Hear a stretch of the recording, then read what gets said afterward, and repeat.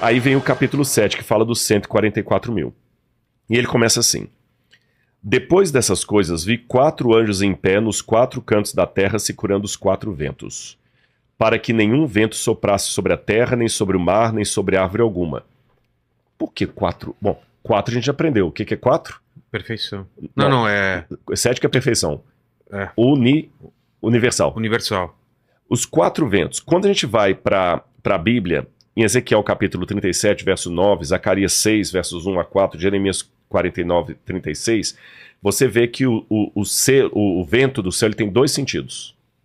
Primeiro, os ventos de Deus vêm para ressuscitar os seus filhos, para dar o galardão. É a visão de Ezequiel capítulo 37. Fala assim, não soltem os 4 ventos para que venham e soprem sobre esses cadáveres, fazendo-os reviver. Sim. Quando você vai já para Jeremias 49, verso 36, fala assim, solte os ventos de Deus que vêm para julgar a terra. Lembra que eu falei que uma das características de aprender o Apocalipse é olhar o símbolo no restante da Bíblia? Claro. Então aqui ele fala, segurem os 4 ventos. Ou seja, não chegou a época ainda nem de julgar o mundo, olha o suspense, nem de dar o galardão para os filhos, apesar de ter aberto o selo. Por quê? Porque nós ainda temos que selar na fronte os 144 mil. Quem seriam?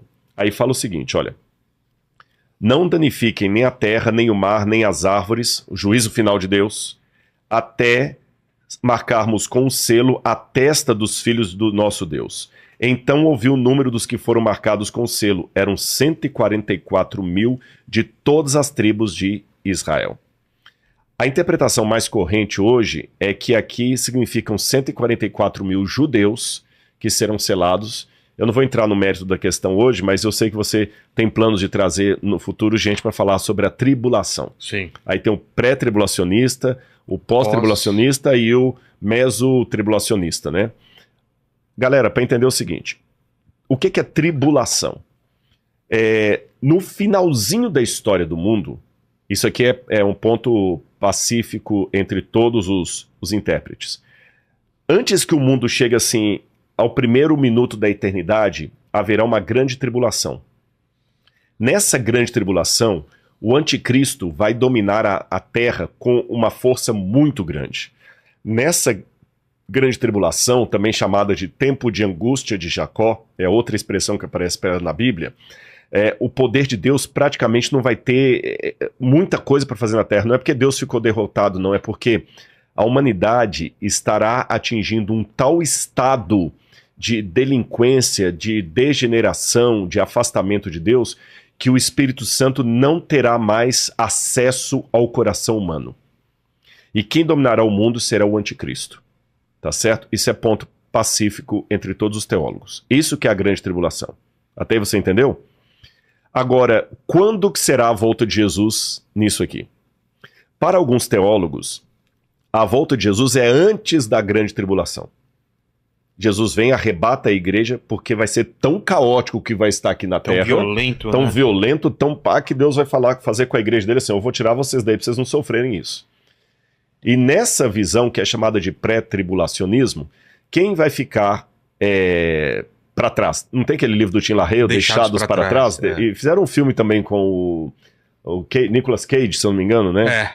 Não sei se é com ele, mas eu já vi esse não filme. tem um que é com ele, se eu não me engano. Tem uma série chamada Leftovers. Leftovers, alguma coisa assim. Todos esses Tim LaHaye, ou esses aí, a própria novela Apocalipse da TV Record, da Record TV, a ideia é que Cristo vai arrebatar a igreja, e quem vai ficar para trás? Dois vão estar no mesmo ambiente, um vai e outro fica. Quem vai ficar para trás? Vai ficar para trás aquela pessoa que não estava tão espiritualmente preparada, e Deus ainda vai dar uma chance. Ele pode até se arrepender, mas ele vai comer o pão que o devil amassou ali. E os judeus também vão, nessa época, reconhecer Jesus ao Messias. Muitos judeus vão se converter e vão ficar para trás também aqui, sofrendo com o anticristo. Isso é o pré-tribulacionismo. O meso-tribulacionismo vai achar que a volta de Jesus vai vir em meio a esse caos. Não antes, mas em meio ao caos.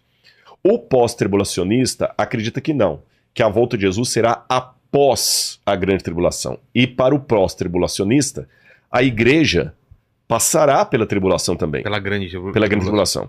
E quem será a igreja que passará pela grande tribulação? Os 144 mil. Para essa terceira opinião, é claro. Eu sou dessa terceira opinião. Também? Também. E alguém pode falar, Rodrigo, mas eu sempre ouvi falar que eram judeus. Para mim não são judeus, eu vou explicar por quê. Lembra que o Apocalipse é um símbolo. Sim. E como símbolo, tem que entender o símbolo como símbolo. O fato, por exemplo, o Espírito Santo é uma pessoa, mas João vê 7 espíritos de Deus diante da... É lógico que é simbólico, senão vou acreditar num politeísmo aí, né? 7 espíritos de Deus. É um espírito só representado pelo número 7, porque é o número da perfeição. O Messias, por exemplo, ele é ungido com 7 espíritos de Deus. Outro exemplo que eu poderia dar, as 7 igrejas do Apocalipse. Na verdade, é uma igreja cristã só. Mas ele divide essa igreja cristã em 7 igrejas para representar a plenitude da igreja cristã. Compreende? Entendi. Então, para mim, por que fala 144 mil judeus? Olha que, se eu pegar literalmente aqui, eu tenho alguns problemas. Primeiro, porque fala que o número é 144 mil. Será que é número literal?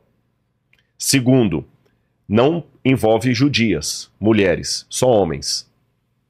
Porque quando você vai para o capítulo 14, lembra que eu falei do quiasmo? Que está aqui, está no final? No capítulo 14 fala desses mesmos 144 mil e diz assim, olha, eu vou ler para você aqui, olha. Capítulo 14, versículo 1. Olhei e eis que o cordeiro estava em pé sobre o monte Sião, e com ele estavam os 144 mil que tinham escrito na testa o nome do cordeiro e do seu Deus. Ouvi uma voz como de muitas águas, como o som de um forte trovão. A voz que ouvi era como o som de harpa. Entoavam um cântico diante do cordeiro. Ninguém podia aprender o cântico, senão os 144 mil. E diz assim, esses são os que não se macularam com mulheres porque são virgens. Então, se eu entender isso aqui literalmente, os 144 mil só podem ser judeus que nunca se casaram porque são virgens. Então complica. E vou complicar mais ainda. Não podem ser 144 mil judeus. Porque judeu é quem é da tribo de Judá. Aqui fala que era 12 mil da tribo de Naftali, 12 mil da tribo de Zebulun, 12 mil da tribo de... Só não tem a tribo de Dan aqui, só não tem Dan. Essa teoria, então. Então, para mim, é um símbolo.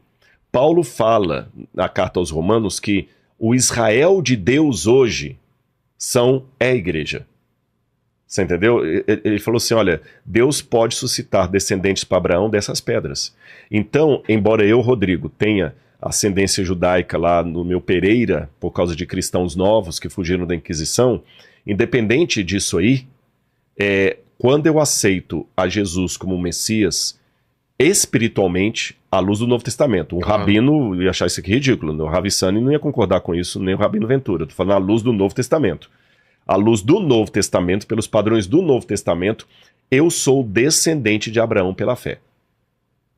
Os descendentes de Abraão, segundo a carne, são circuncidados. Os descendentes de Abraão, segundo o Espírito, são batizados. Entendi. Você entendeu? Então, para mim, aqui é a igreja. E por que 144 mil? Lembra que eu falei que o pessoal multiplica os números para poder dar um superlativo? Pedro perguntou a Jesus, quantas vezes eu devo perdoar o meu próximo? 7 vezes? 7 significa o que mesmo, lembrar? Perfeição. Então é como se ele perguntasse assim, Senhor, quantas vezes eu devo perdoar o meu próximo de maneira perfeita? Jesus falou assim, eu não digo 7, mas 70 vezes 7. Mais que perfeito. Mais que perfeito. Perfeitíssimo, como diz o Chaves. Então aqui, o que são 144 mil? 12, que nós falamos que é o povo de Deus. Isso. Vezes 12, vezes 1000. Então o povo de Deus de todo lugar. E a prova maior que é assim mesmo, que o Apocalipse ele tem uma forma, lembra que eu falei da aula de hebraico? Você aprende primeiro isso, depois ele amplia, depois uma chave, né? Depois que ele fala de 144 mil, imediatamente ele fala assim, depois dessas coisas, eis uma grande multidão, que ninguém podia enumerar, de todas as tribos, nações e povos e línguas de pé diante do trono e do cordeiro, vestidos de vestes brancas com ramos de palmeiras nas mãos. Então aqui ele amplia a visão anterior. Então para mim, esses 144 mil são aquela multidão de sinceros, judeus ou não judeus. Que até eu, particularmente, quando falo o seguinte, os judeus ficarão para trás, isso para mim é muito antissemita, soa muito antissemita. Você entendeu? Soa como muito se eles antissemita. Forem vão ser castigados. Vão ser castigados. Né? Eu particularmente respeito quem pensa assim, mas esse negócio que os judeus vão ser deixados para trás para sofrer a tribulação, isso para mim é muito antissemita. Eu não endosso. Respeito quem, mas não endosso.